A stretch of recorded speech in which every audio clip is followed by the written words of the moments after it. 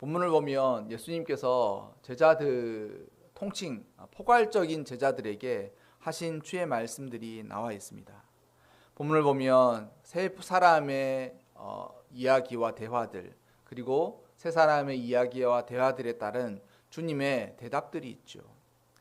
아마도 이 세 사람은 하나님의 나라의 어떤 특정한 대상들이라고 이야기할 수 있습니다. 꼭 세 사람일 뿐만 아니라 모든 사람들이, 특히 제자로 부르심을 받은 사람들이 이와 같을 수 있다라는 그것이죠.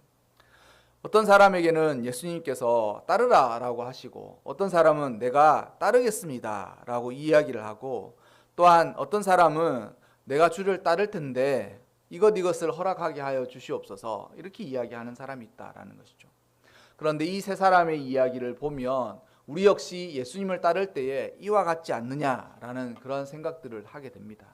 그래서 오늘은 예수님을 따를 때에, 우리가 예수님을 따를 때에 방해하는 것들, 아니면 예수님을 따를 때에 감내해야 할 것들, 또한 예수님을 따를 때에 우리 신앙생활에 어떤 걸림돌 아니면 장애가 되는 것이 무엇인지를 알아보고자 합니다. 예수님의 제자가 되는 것은 쉽지 않지만 모든 사람들은 예수님의 제자가 되고 싶어 합니다. 그러나 예수님의 제자가 되었을 때 이러이러해야 한다라는 것을 듣고는 그러한 삶을 살아가기가 쉽지 않다라는 것이죠. 첫 번째, 어떤 사람이 있느냐면, 어떤 사람이 예수님을 찾아왔습니다. 길을 가는 동안에, 길을 가실 때라고 되어 있지 않습니까? 57절에 길을 갈 때에 어떤 사람이 예수님을 찾아와서 이야기하되 어디로 가시든지 나는 따르리이다. 57, 예수님이 가시는 그곳에 나는 예수님을 따라가겠습니다. 제자가 되고 싶다고 자원하는 마음으로 주께 따라왔다는 것이죠. 주님께서는 주의 길을 가시는데 그 길 노중에 어떤 사람이 따라붙어서 저는 예수님의 제자가 되어서 예수님을 따라서 살아가고 싶습니다 라고 하니, 그 예수님을 따르겠다라고 이야기한 사람에 대한 예수님의 정답은 부정적이었습니다. 부정적. 예수님, 저는 예수님을 따르고 싶습니다. 그런데 그 따르고자 하는 사람에게 예수님께서 대답하시기를 여우도 굴이 있고, 그러니까 들짐승도 그가 저녁이 되면 쉴 곳이 있다라는 거죠. 들짐승도 저녁이 되면 쉴 곳이 있고, 공중의 새도, 그러니까 하늘을 마음껏 자유롭게 날아다니는 그 짐승도 머리 둘 곳이 있다. 그러니까 공중의 새도 집이 있다라는 거죠. 그러니까 아마도 둥지를 이야기하는 것이죠. 여우도 굴이 있고 공중의 새도 집이 있다라고 이야기한 것들은 들판을 마음껏 이렇게 헤매는 그러한 짐승들과 마치 자유롭게 다니는 그런 것들도 일정 기간 저녁이 되면 쉴 곳이 있으되, 인자 예수님은 나는 머리 둘 곳이 없다. 그러니까 그 말씀이 무엇이겠습니까? 이 땅에서 쉼을 허락하지 않는 삶을 살아가야 된다라는 것을 이야기한 것이죠. 이 이야기에 예수님께서의 질문에 대한 답을 보면 이 길을 갈 때 예수님을 따랐던 사람의 마음의 상태를 알 수가 있습니다. 그가 예수님을 따를 때 보았던 예수님의 모습은 이러하지 않았다라는 거예요.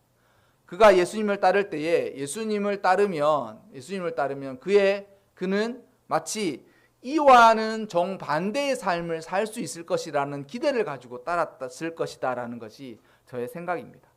무엇이겠습니까? 예수님을 잘 따르면 지금보다 훨씬 넓은 집에서 지금보다 훨씬 편한 삶을 살 수 있을 것 같다라는 기대를 가지고 예수님을 따른 거예요. 예수님을 따를 때 우리 모두가 그렇지 않습니까? 예수님 왜 믿습니까? 그러면 잘 되려고 예수님 믿는다는 거예요. 예수님 왜 믿게 되었습니까? 예수님 왜 믿습니까? 그러면 내가 복 받으려고 예수님 믿는다는 거예요. 예수님 왜 믿습니까? 그러면 내가 은혜를 힘입어서 잘 살기 위해서.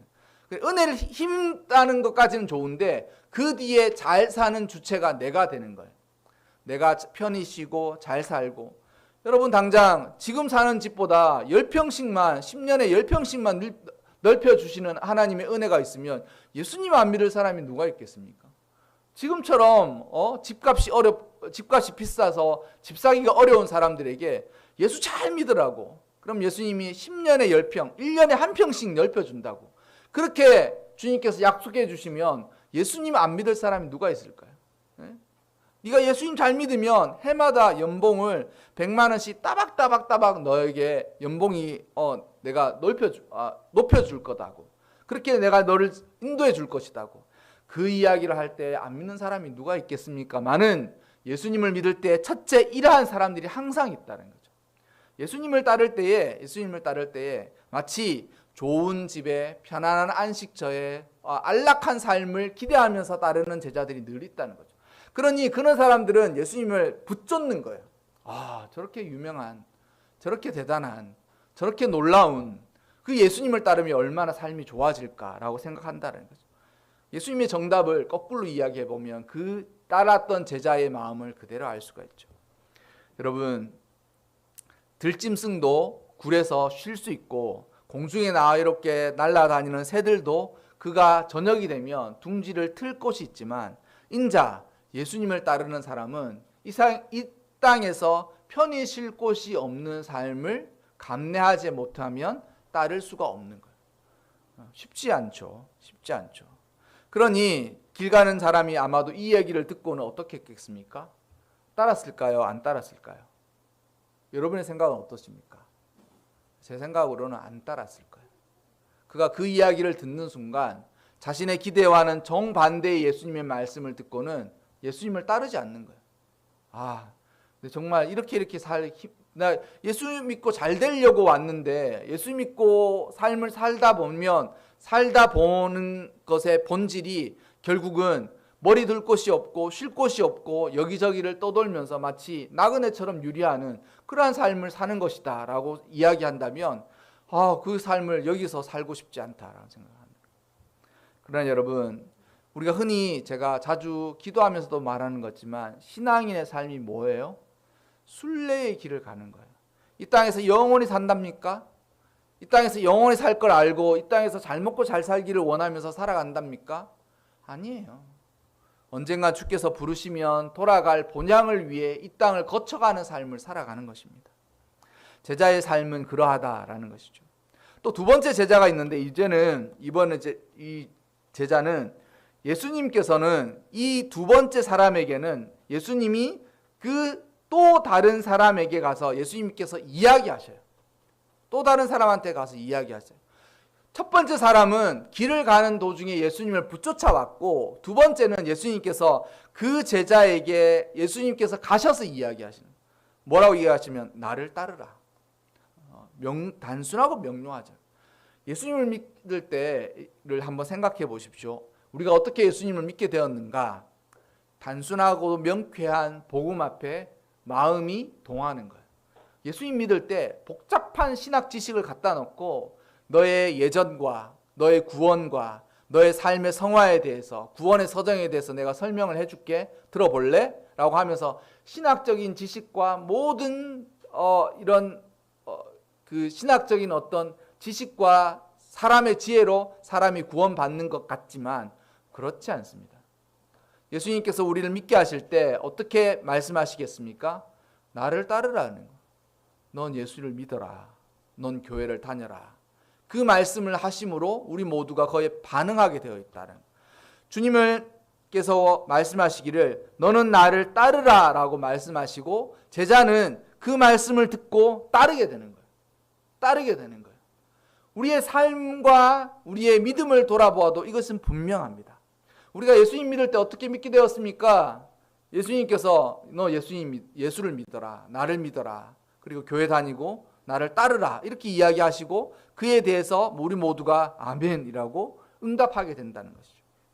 두 번째 이 제자에게 너는 나를 따르라 하니까 이 제자가 마음으로 나는 예수님을 따라야 되겠다라고 정했어요. 나는 예수님을 따라야 되겠다. 예수님을 따라야 되겠다라고 이야기하면서 그에게 이 예수님을 따를 때에 선결해야 될 문제가 있었는데 아버지가 돌아가신 거예요.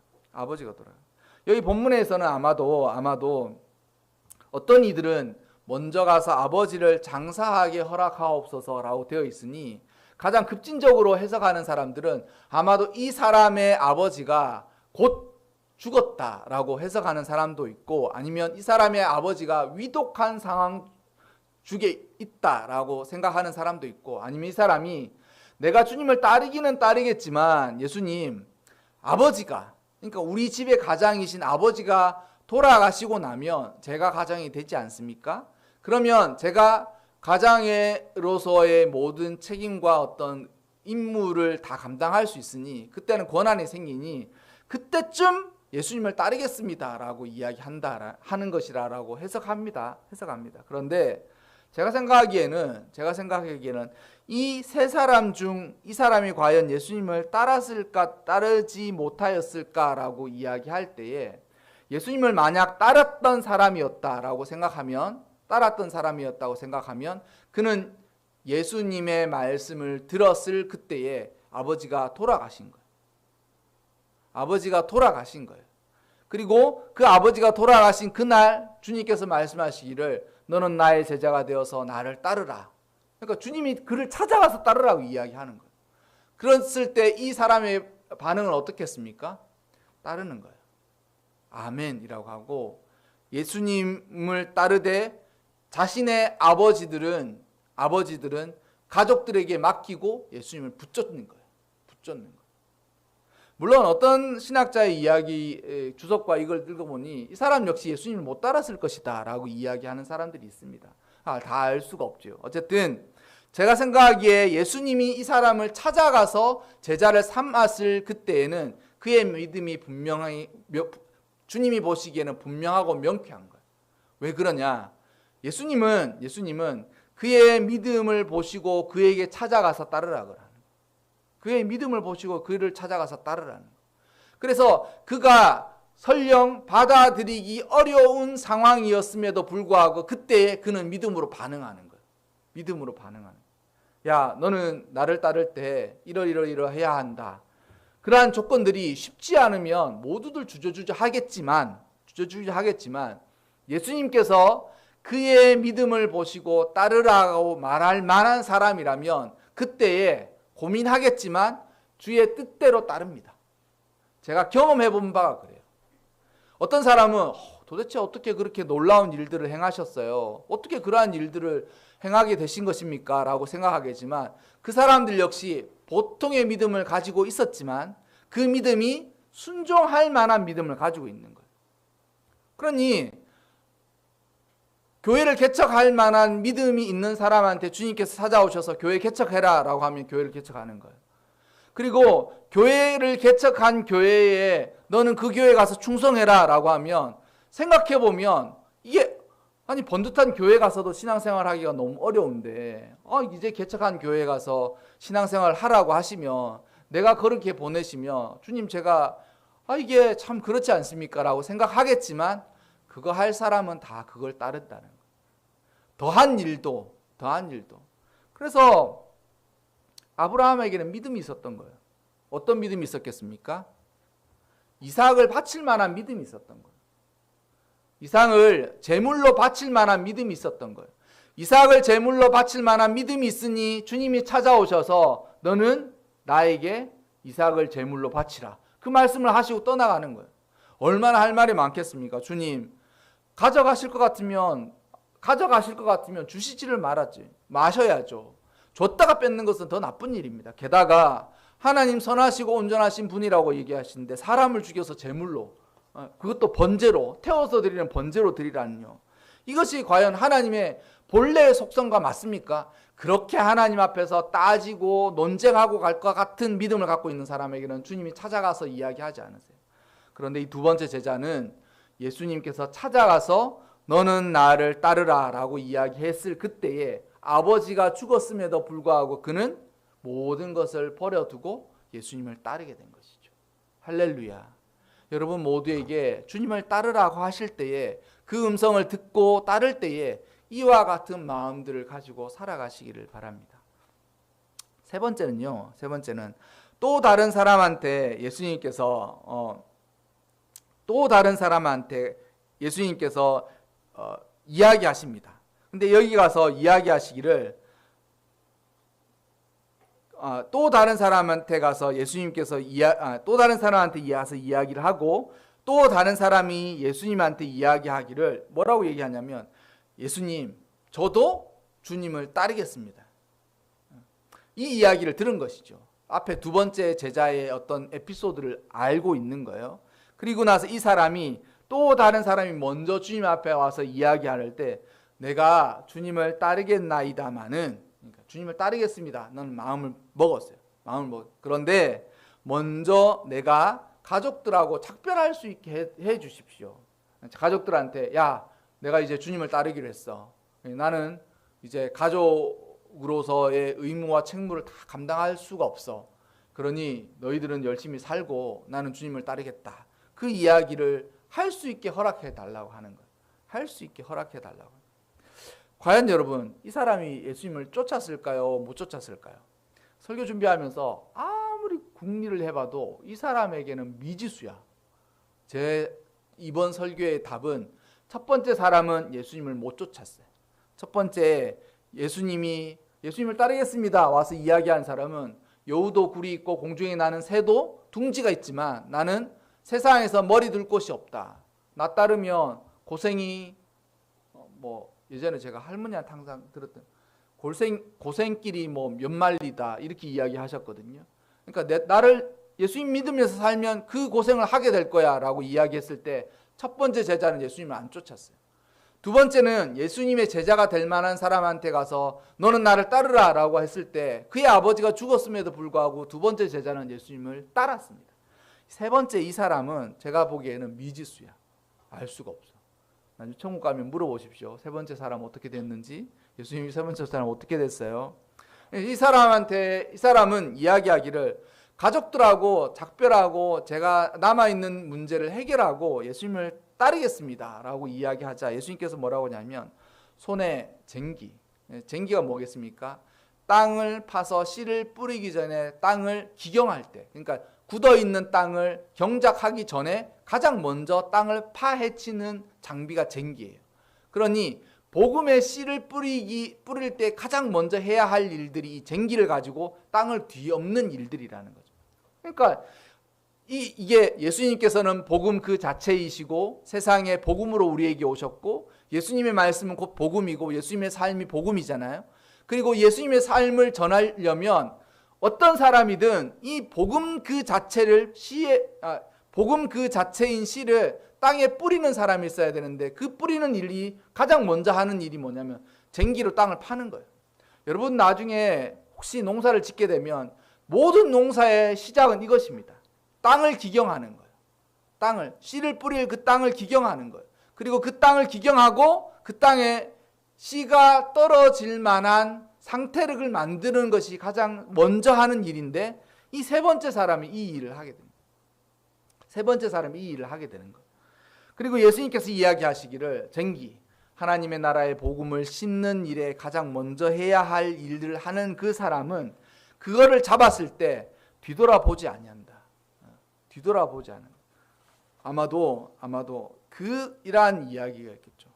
네가 만약 가족들에게 인사를 다 하고 작별을 고하고 나면 그것으로 마무리가 과연 해결이 될까?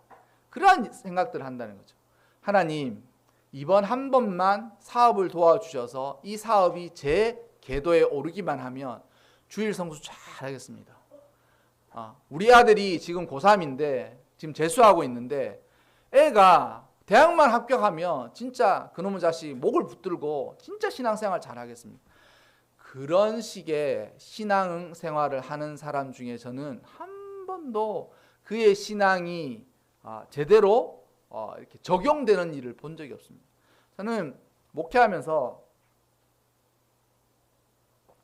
집 빼고는 다 받아봤어요. 집 빼고는 다 받아봤어요. 뭘로 받아봤냐면 말로 받아봤어요. 신학교 한참 다닐 때는 매 학기 1년에 2번 등록금 내잖아요. 그럼 1년에 2번 등록금 내는데 등록금을 어떻게 내느냐면 학기 초부터 내는 거예요. 어떻게 내느냐? 학기 초가 되면 3월 한 말쯤 되면 등록 안 한 사람들한테 개별적으로 통지해요. 등록금 지금 학교 한 달 다니는데 등록금 안 냈습니까? 등록금 내세요. 알고 계시죠? 학교 행정실에서 전화가 와요. 그리고 나서 이제 중간고사 칠 때쯤 이렇게 이야기해요. 중간고사를 치기 이전에 등록금이 없으면 휴학을 해라. 그리고 등록금을 안 낸 상태로 중간고사를 치고 중간고사 점수가 나오면 이제 휴학이 안 된다. 휴학이 안 그러니까 그 이전까지는 학교를 다녀도 휴학을 하면 그 학기가 그냥 무효로 돌아가고 하여튼 학업을 다음으로 연결할 수 있지만 중간고사를 쳤잖아요. 중간고사를 쳤고 점수가 나왔어. 점수가 딱 그렇게 전산으로 하고 나면 그 학기를 등록하지 않으면 이게 제적이 되는 거예요. 이게 딱 멈춰져요. 그러니 이제 중간고사 칠 때쯤 자꾸 전화 와요. 등록할 거죠. 휴학할 거야, 안 할 거야? 휴학할 거야. 휴학 안 한다. 반드시 저 학기 이게 등록 돈을 내라고 그래요. 근데 학기 언제 돈을 내느냐? 기말고사 칠 때쯤 돈을 내는 거야. 그 학기 등록금을.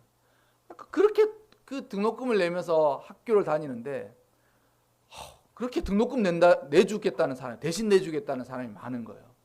특별히 그 남자분들 중에 그런 허풍과 그런 이 자기를 과시하고 싶은 분들 중에 그런 저는 사람도 그런 사람 아주 미워합니다. 싫어하는 게 아니라 미워해. 전사님, 저 이번에 진짜 사업만 이것만 잘 되면 전사님 진짜 등록금 제가 퍽퍽 대드리겠습니다. 기도 열심히 해주십시오. 그따위 말하는 사람들 중에 한 번도 받아본 사람이 없어요. 이번 사업만 넘어가면, 이번 일만 해결되면 제가 정말 전사님 등록금도 대주고 저 차도 받아봤고 집 빼고 집 이하로는 다 받아봤어요. 말로 다 받아봤어요. 뭐 해준답니다. 저도 차도 준다는 사람이 있었어요. 차도 드릴게요. 이렇게. 근데 여러분, 주의 제자들, 주를 따르는 사람들 가운데 이 마음을 가지고 있는 사람들은 스스로 이걸 해결하지 못하면 절대 주를 따를 수가 없습니다. 앞에 산적한 문제가 있어요. 아들 장가만 보내면 신앙생활 잘 하겠다고요? 그따위 신앙생활로 하면 주님 앞에 설 때까지 못 해결하고 주님 앞에 서 있습니다. 주님 나중에 국문하세요. 나중에 너 뭐라 그랬어? 너 이거 해결하면 신앙생활 잘한다고 너가 그랬었지? 또 다 잊어버리고 이거 끝나기도 전에 딴 거를 다시 내어놓고 이거 해결. 제가 그러니까 그렇게 허언하고 허풍 들고 과시하면서 했던 사람들 가운데 사업을 꼼꼼하게 잘하는 사람이나 하나님의 나라를 신실히 믿는 사람은 아무도 못 봤습니다. 아무도 못 봤어요. 여러분, 사람의 일도 이와 같을진데 하나님의 나라에 주님을 따를 때에 신앙생활을 하고 주님을 믿는 그 믿음에 우선을 두지 않으면 이와 같다는 거예요. 한참 아이들 학교 다닐 때는 애가 공부만 좀 잘하면요, 대학만 가면 정말 뭐 하겠습니다. 대학 가면 어떻게 하겠습니까? 지멋대로 놀러다니면서 이제는 취업만 하면 장가만 가면 애 낳아서 키우기만 하면 애 낳아서 좀만 키우면 그렇게 인생이 스스스 가는 거예요. 그런 생활을 가지고 마음을 가지고는 절대 주를 따라올 수가 없습니다. 주님께서 나를 따르라 라고 하면 모든 것을 제쳐놓고 그 일들을 자신의 삶의 뒤로 던져놔야 돼. 그래서 하나님의 나라의 복음을 전하는 믿음의 삶을 살아가는 제자의 삶을 살아가고자 할 그때에 쟁기를 잡고 주께서 일을 맡기실 때 뒤를 돌아보면서 이것만 해결되면 참 좋을 텐데, 저것만 해결되면 참 좋을 텐데, 그런 사람의 삶은 주를 따르지 못한다라는 말씀을 드리고 싶습니다. 저는 아마도 이 세 번째 사람이 어떠했는지에 대해서는 의무로 남겨두었어요. 어떤 사람은 이 이야기를 듣고 깨달았을 거예요. 그래, 주께서 말씀하신 것처럼 가족들하고 작별 인사, 그러니까 마지막 인사를 하지 못하더라도 주를 따를 수 있다라는 마음의 결심을 가진 사람은 따랐을 것입니다. 하지만 그렇게 매몰차고 비인간적이고 그렇게 식구들까지 다 버려가면서 그렇게 신앙생활 해야 됩니까? 라고 생각했던 사람은 따르지 못했을 거예요. 의무는 남아있다라는 것이죠. 여러분, 우리의 삶도 주께서 오늘 이야기하십니다. 주님을 잘 믿고 살아가면서 저는 복받고 싶습니다. 그렇게 이야기할 때 제자가 되고 싶다고, 예수님을 믿고 살고 싶다고, 고생길이 이 말이다. 고생길이 이말리다. 세상 사람들이 갖고 있는 가치관이나 세상 사람들이 살아가는 삶을 다 살아갈 수가 없다. 너 그래도 예수님 믿을래? 그래서 예수님께서 뭐라고 이야기하셨어요? 예수님을 믿는 것은 망대를 세우는 일과 같고 적군과 전쟁을 하는 일과 같다는 거예요. 그때 망대를 세우고 적군과 전쟁을 할 때에 이것이 얼마나 엄중한 일인지에 대해서 계산하지 않고 예수님 믿는 사람, 계산하지 않고 전쟁을 치르는 사람도 망대를 세우는 사람도 없듯이 예수님 믿을 때 진지하게 고민해 봐야 돼요. 예수님 믿는 것이 무엇인데 예수님을 믿게 되면 못하게 될 일들이 무엇인지에 대해서 스스로 판단하고 그에 대해서 행할지 안 할지를 생각하고 있어야 돼요. 예수님 믿으면서도 세상에서는 잘 나가고 싶고 세상에서 성공하고 싶고, 물론 성공하지 못한다는 말씀을 드리고 싶은 건 아닙니다. 그러나 예수님 믿으면서도 그걸 못 내려놓으면 예수님 잘 못 믿는 거예요. 못 믿는 거예요. 그 사람은 예수님을 따르지도 못했을 거예요. 그 너무 힘들지. 그러나 주님께서 정하신 사람이 있는데 그 사람에게는 나를 따르라 라고 이야기했을 때 아버지가 죽었음에도 불구하고 아버지가 위독한 상황임에도 불구하고 그것을 내려놓고 주님을 붙여친 거예요. 그래, 주님께서 따르라고 이야기하실 때 내가 마음으로 합하여 그 음성을 듣고 따라가야 되지. 제자가 그렇게 하는 거예요. 마지막으로 주님께서 쟁기를 잡고 제자의 삶을 살아가라 라고 이야기하실 때 그때에 어떠한 사람들은 아마도 미지수인 어떤 사람은 따르며 살아왔을 거예요. 그래, 식구들하고 작별 인사도 못하지만 주님을 따르겠다. 아니면 그렇게 비인간적이고 비가족적이고 가정적인 그러한 것들은 난 믿을 수가 없다라고 생각했습니다. 여러분, 뒤를 돌아보지 마시기 바랍니다.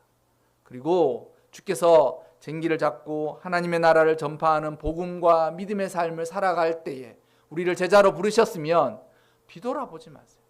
그리고 주께서 주시는 사명을 향해 열심히 살아가시기를 주님의 이름으로 축원합니다.